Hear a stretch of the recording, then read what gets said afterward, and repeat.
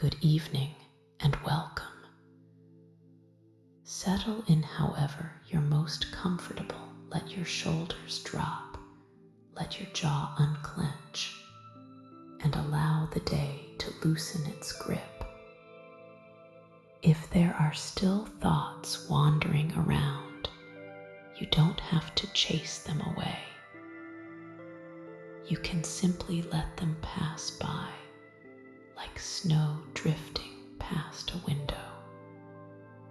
For the next little while, you don't need to solve anything or hurry anywhere. You can just listen, breathe, and rest.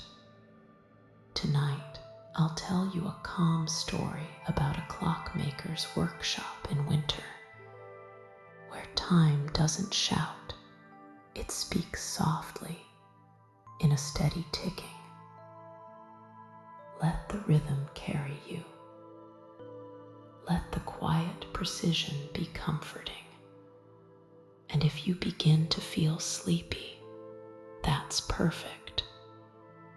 You don't have to stay awake to the end. You're allowed to drift off whenever you're ready.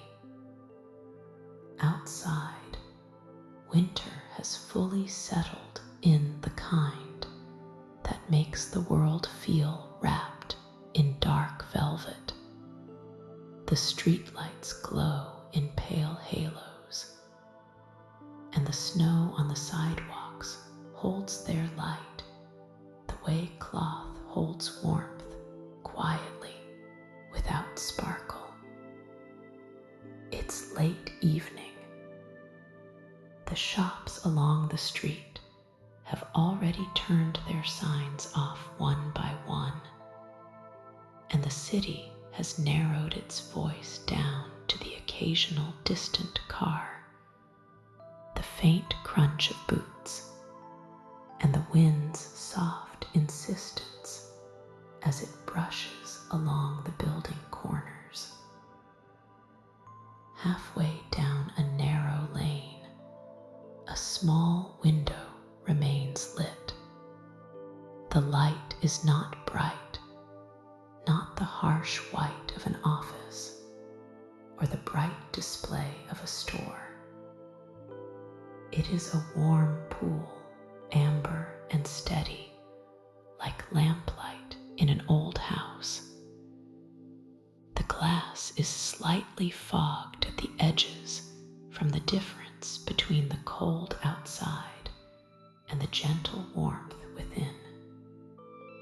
If you look closely, you might notice something moving behind the window, only a silhouette. A person leaning forward, then straightening slowly, then leaning again, like someone listening carefully. The sign above the door is modest and painted by hand. It reads, Clock, R-E-P-A-S. Beneath that, in smaller letters, Restoration and Service. The paint is worn at the corners, and the letters have the kind of uneven charm that comes from being made by a steady human hand rather than a machine. Inside, the workshop is quiet in a way that feels intentional. It isn't silent because silence would feel too empty. Instead, it is filled with small, regular sounds that give the room its shape. The most present is the ticking several clocks at once, each with its own voice. Some tick sharply, like a small hammer tapping a nail.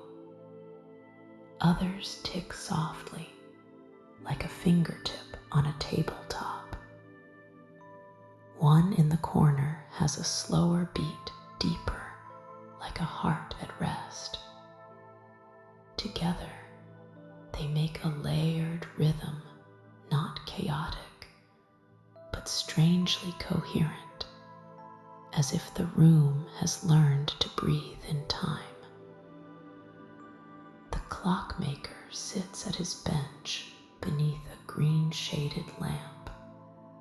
The lamp's light is concentrated downward, leaving the corners of the room in gentle shadow. Shelves line the walls, jars with tiny screws sorted by size, envelopes labeled in tidy handwriting, wooden boxes holding springs, hands, gears, and small plates. On the far wall, a few pendulum clocks hang, their brass weights motionless or swaying slightly. Their glass doors reflect the lamp's glow like calm water. The clockmaker's name is Elias. It suits him, simple, old-fashioned, steady. He is not in a hurry. He has never been in a hurry, at least not in the way the rest of the world seems to be. His movements are careful and practiced. He wears a dark vest over a soft shirt, sleeves rolled back just enough to keep the cuffs clean. His hands are strong but gentle, the hands of someone who knows exactly how much pressure is needed and how little. He sits with good posture, not stiff, just aligned, as if his spine has learned the same straightness as the clock hands he sets. There is a calm confidence to him, not loud, not performed. It comes from repetition, from years of solving small problems in tiny machines, from learning that most things can be mended if approached with patience. On the bench in front of him rests a small mechanical clock, an old travel alarm, its case scuffed but dignified. It is open now, like a secret being respectfully revealed. The back plate has been removed, and the inner world of the clock lies exposed. A nest of wheels and pinions, levers and springs, each part waiting for attention. Elias adjusts his chair slightly, then reaches for his loop. The loop is small, with a black rim worn smooth where his fingers have held it countless times. He sets it into his eye with a familiar motion, and the world narrows. Under magnification, the metal surfaces become landscapes, tiny ridges, microscopic scratches, a glint of old oil turned thick with time. He doesn't mind the thickness of old oil. He doesn't take it personally, as if the clock has neglected itself. Clocks live the way people do. They gather dust, they stiffen, they carry evidence of years. A clock only asks to be cared for again, and Elias is content to answer. He picks up a small screwdriver, its handle rounded and polished by use. The tool makes almost no sound as it meets the screw head, only a faint, dry whisper of metal on metal. He turns slowly, feeling for resistance, feeling for the moment the screw gives way with a tiny, satisfying release. He sets the screw into a shallow dish so it won't wander. Nothing in his workspace is placed carelessly. Everything has a home, and the routine of placing things back where they belong is as comforting as the ticking itself. Outside, the wind nudges the window pane again.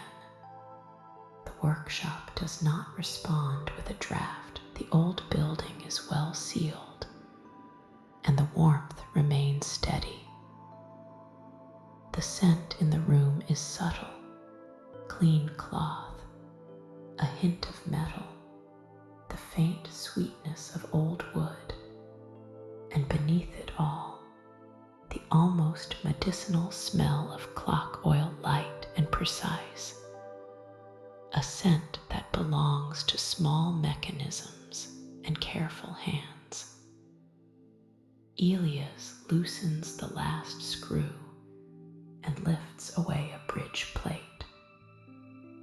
The movement beneath looks like a miniature city of brass. He pauses, simply looking, as if greeting it. Some clockmakers talk to their clocks. Elias doesn't, not with words. He listens instead with his eyes and fingertips. He listens for what is tight, what is worn, what is slightly out of alignment. Before removing anything else, he gives the mainspring a gentle release, controlling it so it doesn't snap or unwind too quickly. The action is patient and controlled, like letting air out of a balloon one breath at a time. The tension eases and the mechanism relaxes. The ticking, which had been faint but present, stops. The room continues ticking anyway, because there are other clocks still running, others holding the rhythm while this one rests. He reaches for fine tweezers and lifts a small wheel free. The tweezers click softly, barely audible. It is a delicate sound, and it fits the room. He places the wheel on a soft pad, then removes another and another, building a small arrangement, parts laid out in order, like a quiet map of what will return where. Each piece is small enough to be overlooked by most people. Under the lamp, however, each is beautiful in its purpose. Teeth evenly cut, pivots slender and polished, surfaces dulled slightly by age, but still capable of shining. As he works, Elias' thoughts move slowly, like the pendulum's swing.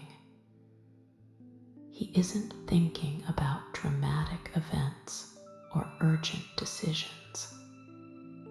His mind rests on simple observations. The wheel's pivot has a faint line, not enough to require replacement, but enough to need careful polishing. The palette stones have a bit of grime. The old oil has darkened, and a few specks of dust have made themselves at home in the corners. He removes the balance assembly with extra care. This is the heart of the clock's timekeeping, the part that breathes back and forth, deciding each second, He holds it up under the lamp and watches it catch the light. The hairspring is delicate as a strand of spider silk. He checks that it sits true, not twisted, not clinging to itself. It looks good. It simply needs cleaning and the right touch of oil in the right places, nothing more. The workshop is not large, but it is deep with history. The bench itself has a smooth depression where elbows have rested over years. The drawers beneath are labeled, and the labels are written in Elia's neat hand. But the wood is older than him. There are a few tools on the wall that belonged to the clockmaker who worked here before Elia's. A brass caliper with a faded patina, a small burnisher, a set of brooches in a worn roll. Elias uses them sometimes, gently, with respect. He has added his own tools too, newer, sharper, but chosen for their feel rather than their shine. A kettle sits on a small warmer in the corner, not boiling, just keeping water ready. The scent of a mild herbal tea drifts faintly. Elias drinks it in small sips when his hands need a break, when his eyes need a moment to soften from the loop's close focus. He glances toward the front of the shop. The door is locked, the curtains half drawn. The little bell above the door is still. There will be no more customers tonight. There is only the quiet work, the soft light, and the winter darkness held at bay by warmth and rhythm. Elias begins the cleaning process.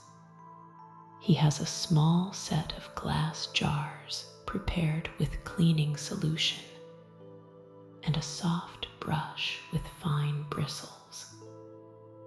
He dips the brush and carefully touches it to a gear. The bristles make a sound like a whisper against the metal. He works in small circles, loosening old oil and dust. Then he rinses the part in a second jar and finally sets it on a cloth to dry. Each step has its own small sound. The jar lid turning with a gentle grind. The brush tapping lightly against the glass. The part being placed on the cloth with a barely there tick. If you listen to the room, you can hear these sounds woven between the clocks ticking, like little stitches in fabric. The lamp hums so softly, it's more of a presence than a sound. Its shade casts a greenish tint over the bench, making the brass look deeper and warmer. The loop magnifies everything, and Elias' eye, framed by it, looks almost like a watchful moon. As he cleans, he remembers without effort, without the kind of memory that stings his first days in a workshop like this. He was young then, still full of the world's rush, still thinking time was something you chased or lost. The old clockmaker who taught him had been patient. He had placed a simple movement in front of Elia's and said, "Don't fight it. Listen. It will tell you what it needs." Elia's hadn't understood at first, but the clocks did tell him, not in words, in how they resisted, in how they moved, in the way a gear tooth caught or a pivot dragged. Over years, Elias learned the language. Now, as the winter evening deepens outside, the language is as familiar to him as his own breath. He works with confidence that doesn't need speed. He knows what he's doing, and he knows that doing it slowly is part of doing it well. On a shelf behind him, a small radio sits, but it is off. Elias used to play music sometimes, but he found he preferred the natural soundscape of the shop. The clocks are enough. Their ticking is not a metronome imposed from outside. It is the workshop's own pulse.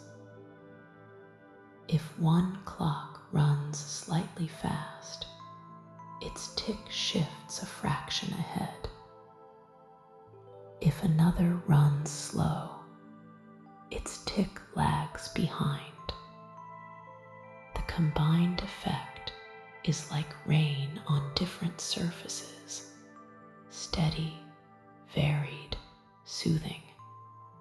He finishes cleaning a set of wheels and reaches for a slender piece of pegwood, sharpening its tip with a small knife. The knife makes a delicate scraping sound, like carving a pencil. Elias uses the pegwood to clean pivot holes in the plates. He inserts the tip gently, rotates it, and withdraws it with a speck of grime. Each hole becomes clean, ready to hold a pivot with minimal friction. It's a quiet kind of care, the sort that is invisible once the clock is reassembled, yet essential for it to run smoothly. The clock on the bench belonged to someone who brought it in earlier that day. A woman with a wool hat pulled low over her ears, cheeks reddened by the cold. She had held the clock carefully, as if it were something fragile beyond its physical parts. She had said it was her father's, that it used to sit on his bedside table, ticking through her childhood nights. Recently, it had started losing time. The sound had become uneven, as if it were tired. Elias had listened to it then, holding it near his ear. He'd heard the faint irregularity, the hesitation. He'd nodded, not dramatically, just with understanding. He had said he could fix it. He didn't promise miracles, he promised careful work. The woman had looked relieved, and she had left the clock in his hands with the trust people sometimes place in those who are good at quiet things. Now, on this winter evening, Elias is fulfilling that trust.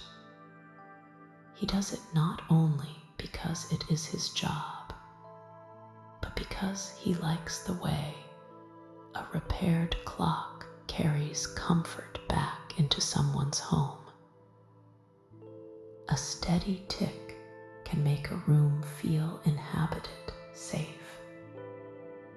It can be a companion to sleep, a gentle reminder that time is passing in an orderly way, not rushing, not collapsing, just moving.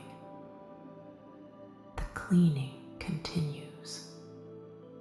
Elias lays out the parts in neat rows.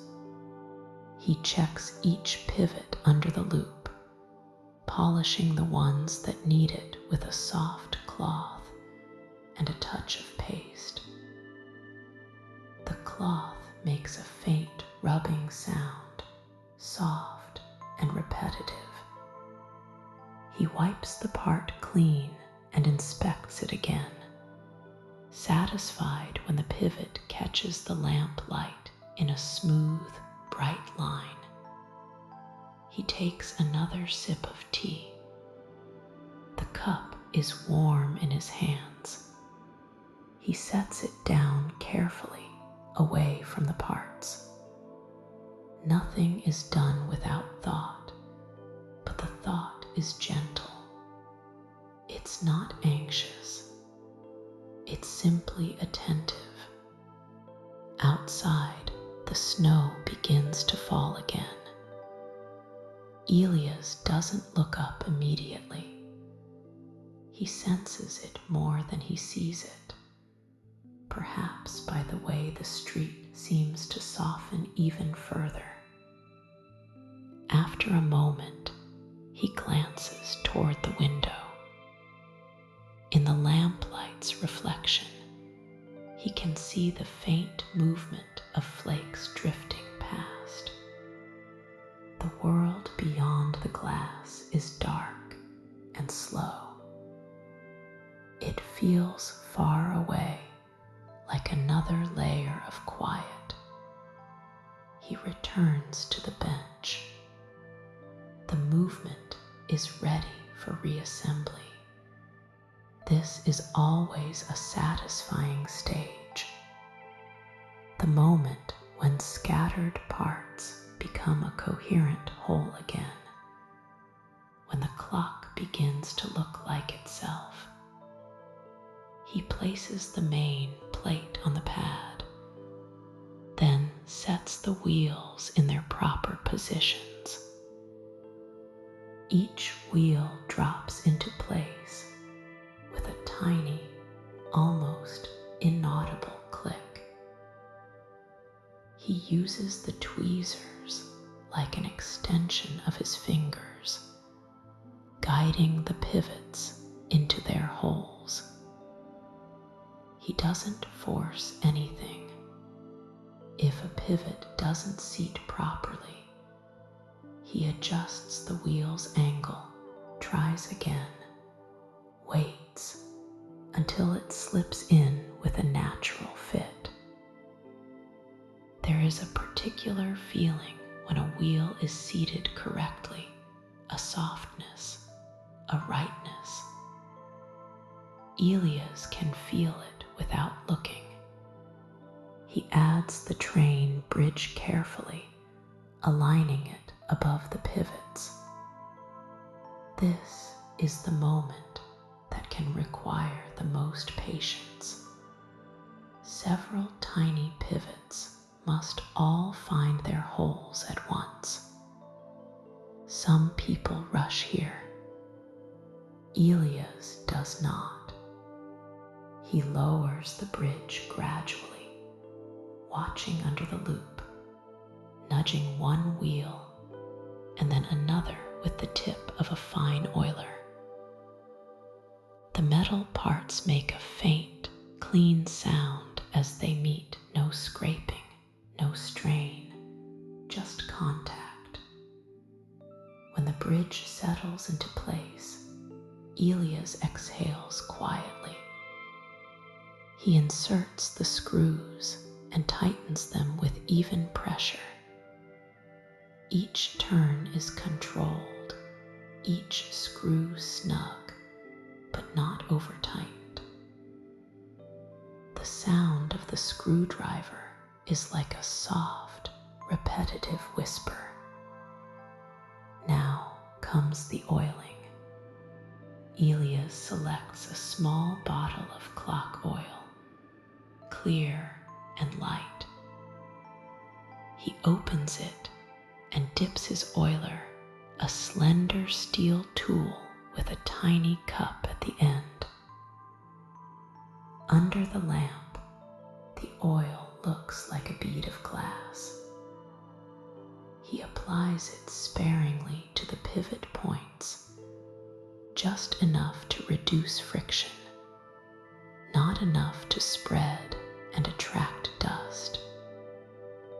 He moves from point to point in a steady pattern, like a ritual. Oil in the right place is almost invisible, but Elias sees it clearly under magnification. The way it forms a small, perfect dome at the bearing, the way it clings without running.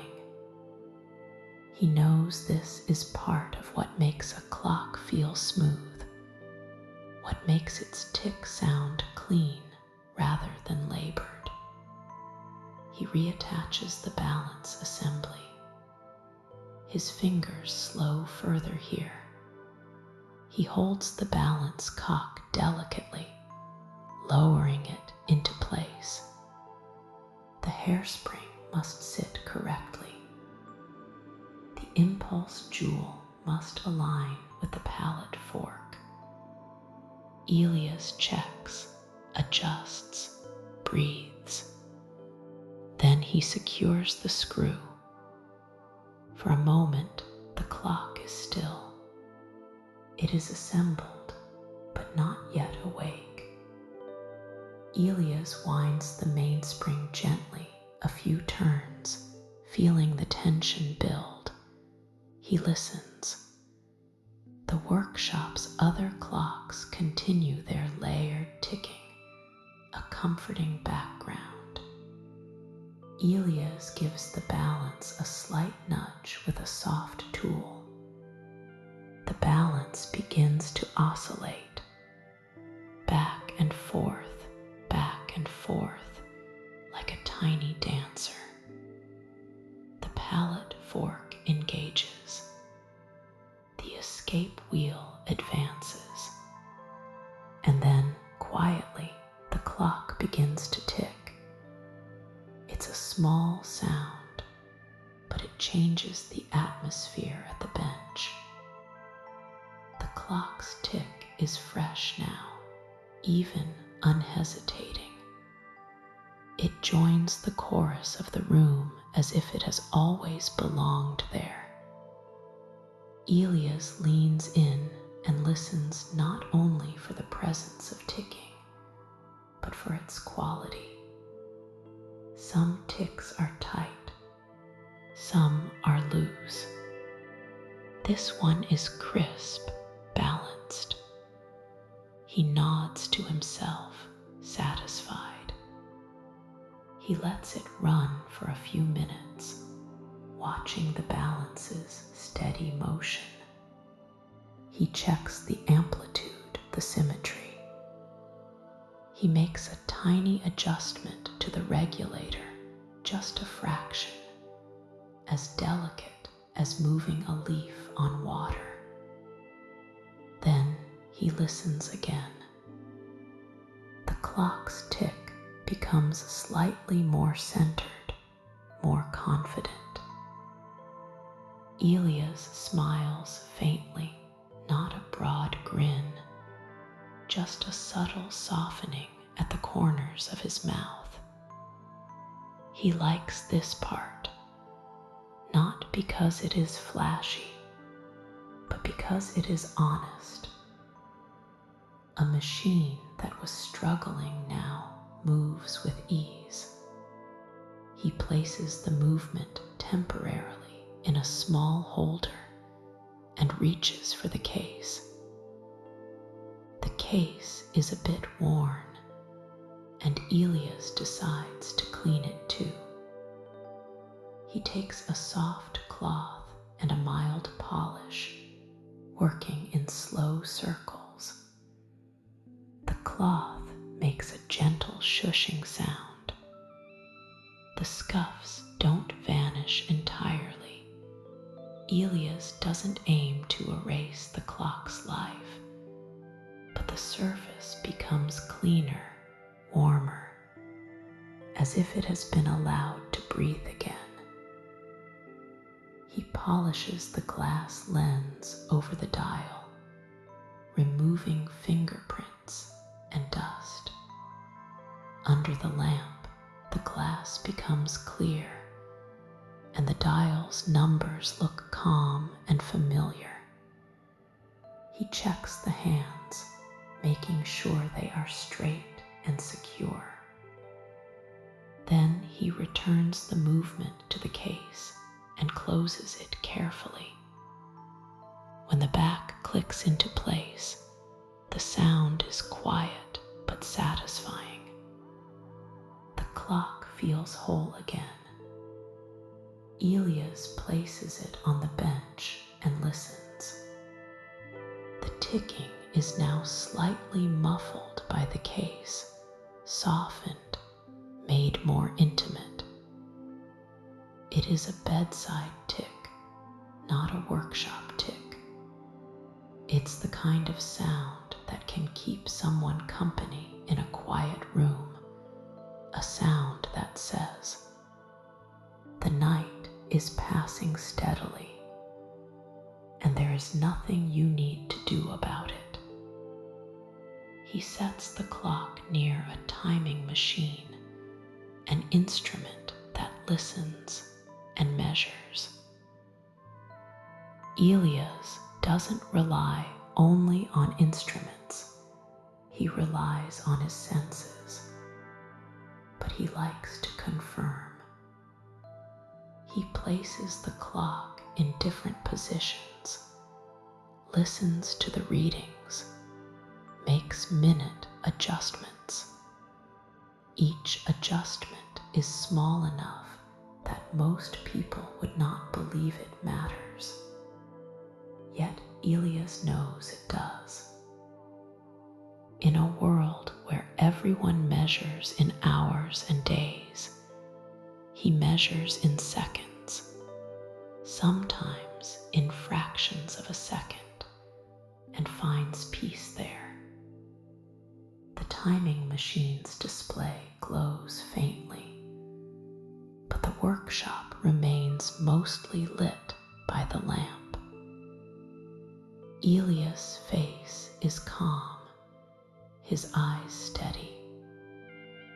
The winter night outside stays dark and distant. The world can do whatever it does beyond the window: hurry, worry, stumble through snow and schedules. Here, in this small room, time is measured in ticks, and ticks are patient. After he is satisfied with the clock's rate, he sets it aside on a shelf marked ready. The shelf holds a few other finished pieces: a wristwatch in a small box, a mantle clock wrapped in cloth, a pocket watch with a polished case. Each one has been given back its rhythm. Elias returns to the bench and clears his tools. He wipes the tweezers, sets the screwdrivers back in their row, closes the oil bottle, tightens the lids on the cleaning jars. Each action is done with the same unhurried care as the repair itself. Cleaning up is part of the craft, part of the quiet. As he works, the clocks keep ticking. The pendulum clock in the corner swings with a slow, dignified motion. Tick-tock, tick-tock. Its sound is deeper than the others, grounding. It makes the room feel anchored. Elias turns off the timing machine and lets the lamp remain on. He sits back for a moment, hands resting loosely on his thighs. He listens to the room as a whole, not to any single clock. The layered ticking becomes almost like a woven blanket of sound. There is no need to count it. You can simply let it exist. If you imagine yourself there, you might notice the way the warmth settles around you. The air is not too hot, not too cold. It is winter warm, a steady comfort that makes the outside darkness feel less like a threat and more like a quiet backdrop. The lamp's light is gentle. The shadows are soft. Everything is in its place. Elias stands and moves to the back of the workshop where a small sink sits. He washes his hands with mild soap. The water runs quietly, and he dries his hands with a towel that has been washed many times, soft from use.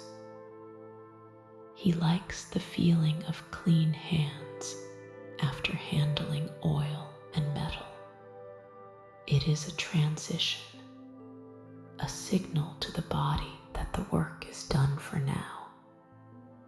He returns to the front and checks the door again, more out of habit than necessity. The lock is firm. The bell above the door remains still. He draws the curtain a little more, not because he fears being seen, but because he likes the sense of enclosure. The workshop is a little world, and the curtain is its boundary. He goes back to the bench and sits again, not to begin another repair, but to enjoy the quiet moment. Some people, after finishing a task, reach for their phones, their screens, their noise. Elias reaches for stillness. He listens. Tick, tick, tick. Each tick is a tiny event that resolves itself immediately. There is something comforting about that. No lingering drama, no echoing consequence. A tick happens, then it's gone, and then the next one arrives. It is a steady procession of small moments. It is time made audible. Elias thinks about the woman who will pick up her father's clock tomorrow. He imagines her carrying it home, the way she held it when she brought it in. He imagines her placing it on a bedside table and winding it carefully. He imagines the first tick in her bedroom, the way it will fill the space, the way it might bring back memories without overwhelming her. Some memories are like that, gentle, arriving in the night not as a flood, but as a familiar sound. He remembers his own father's clock, a simple kitchen clock with a white face and black numbers. It used to tick in the early mornings when Elias was still in bed, listening. The tick had been a reassurance, Someone was awake. The day was beginning in an orderly way. Later, when his father was gone, Elias had taken the clock apart and cleaned it, then put it back together. The tick returned, and though it did not bring his father back, it brought back a sense of continuity. It said, "Some rhythms can be restored." The wind outside softens. Snow continues to fall. The street grows even quieter. In the workshop, the ticking remains steady. Elias' breathing matches it, unconsciously slow, even calm. He reaches to the side and picks up a small notebook. He writes a few notes about the repair: cleaned movement, replaced oil, adjusted rate, checked positions. His handwriting is neat, each letter formed carefully. The pen scratches softly on paper, another gentle sound in the room. He tears off the page and places it with the clock on the ready shelf. Then he closes the notebook and sets it down. There is nothing else he needs to do tonight. Elias stands and turns off the lamp. The sudden dimness might seem dramatic, but the workshop does not become black. Moonlight and streetlight seep through the curtain's edges, and the clocks themselves seem to hold a kind of presence. Some have faint, luminous hands. Others catch a glimmer on their glass faces. The room becomes a quiet constellation of shapes. The ticking continues, perhaps even more noticeable in the dimness. Without the lamp's hum, without the small sounds of tools, the clock's voices come forward. They do not feel loud. They feel close, like a comfort you can lean into. Elias moves toward a small back room where he keeps a coat. He puts it on, buttoning it slowly. He pauses, listening once more, as if saying good night to the workshop. He does not need to check the clocks individually. He knows them by their sounds, and tonight their sounds are good, steady, healthy, untroubled. He steps back into the main room and walks among the shelves. His footsteps are quiet on the wooden floor. He passes a tall grandfather clock whose pendulum swings slowly, its weights hanging like calm anchors. He passes a small collection of pocket watches in trays, their lids closed, their faces hidden like sleeping eyes. He passes a mantel clock with carved wood, waiting for its turn on the bench another day. At the door, Elias pauses. He looks back once, not with longing, but with contentment. The workshop feels like a living thing that will continue breathing even when he leaves. It will keep ticking, holding time gently. He opens the door. Cold air slips in, clean and sharp, carrying the scent of snow. The workshop's warmth meets it and holds firm. Elias steps out and closes the door behind him. The bell above the door gives a soft, delicate chime, like a small note played on a triangle, and then it is still again. Outside, the night is deep. The snow falls in a steady, unhurried way. Elias locks the door with a quiet click. The street is empty, and the darkness is not frightening. It is simply winter being winter, the world resting. He walks a few steps away, then stops and looks at the workshop window. The light is now dim, but the window still holds a faint glow from within. And if you were standing close enough, you might still hear the faintest ticking, a small heartbeat behind glass. Elias turns and begins walking home, his footsteps crunching softly in the snow. His breath appears in the air and fades. The rhythm of his steps joins the rhythm of the night. Step, crunch, step, crunch. He is not thinking about tomorrow's rush.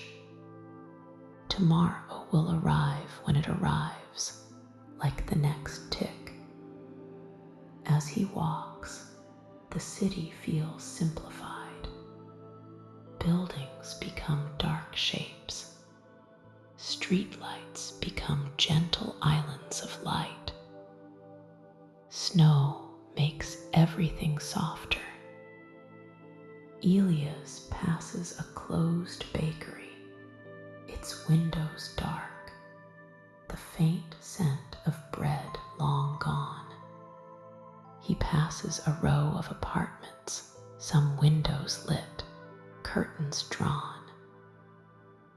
Somewhere behind those curtains, someone is reading. Someone is washing dishes.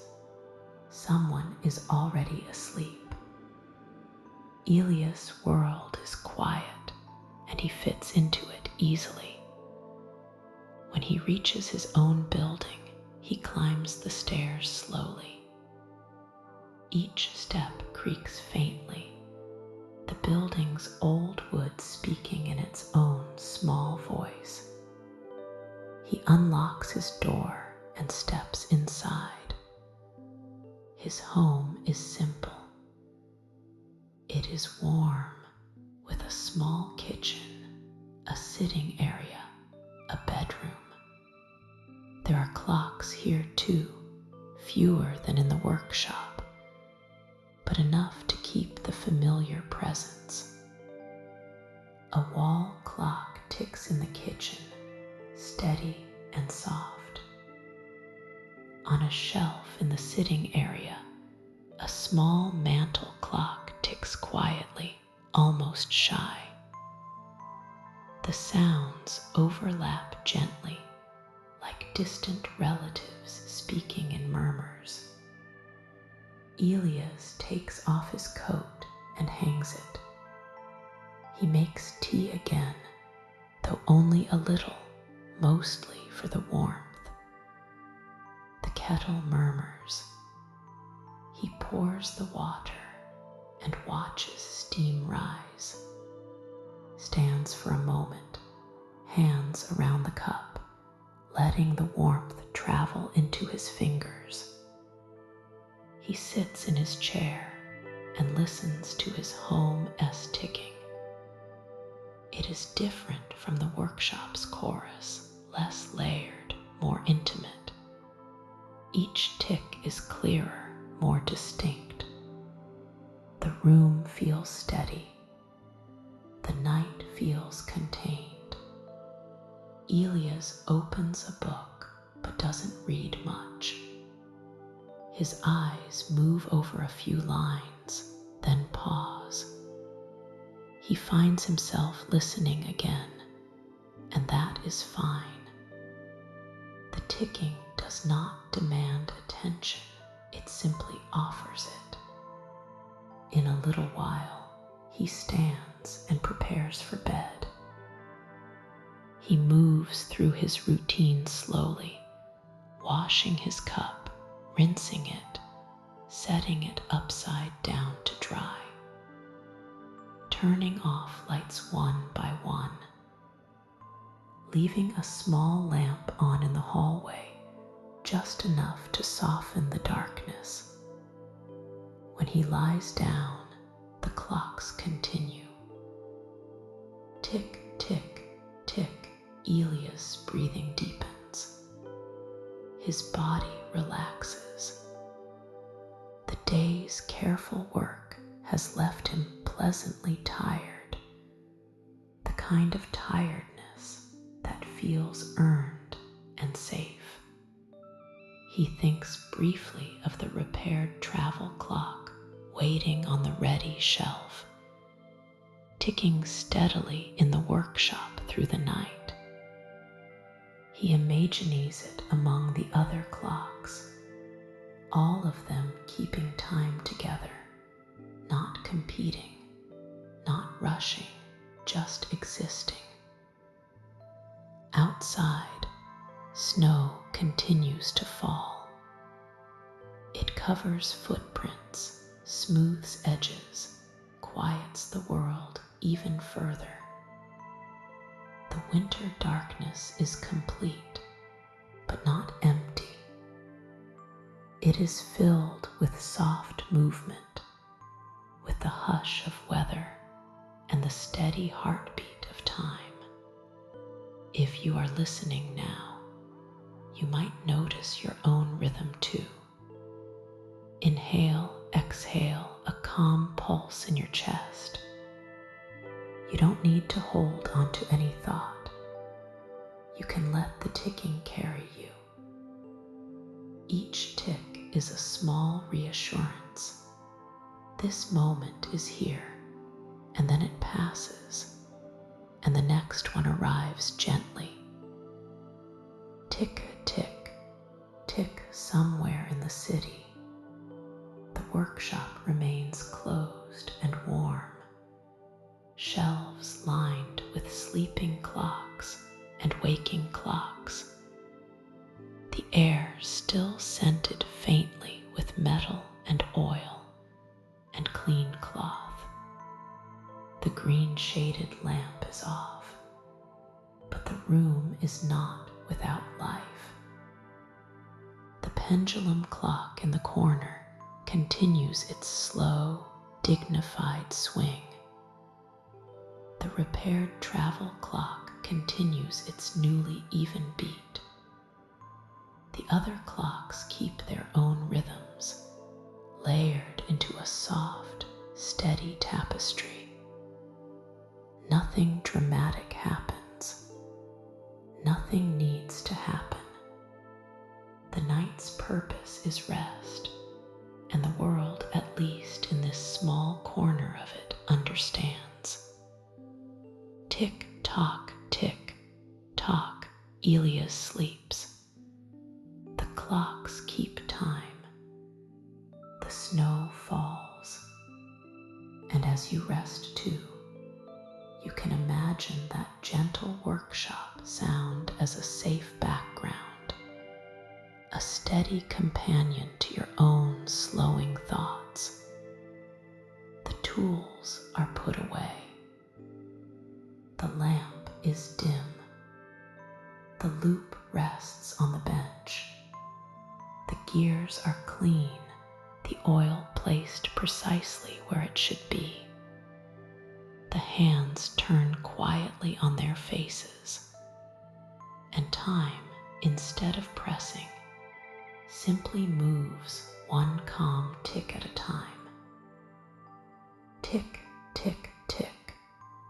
The night is dark. The winter is quiet, and everything is in order.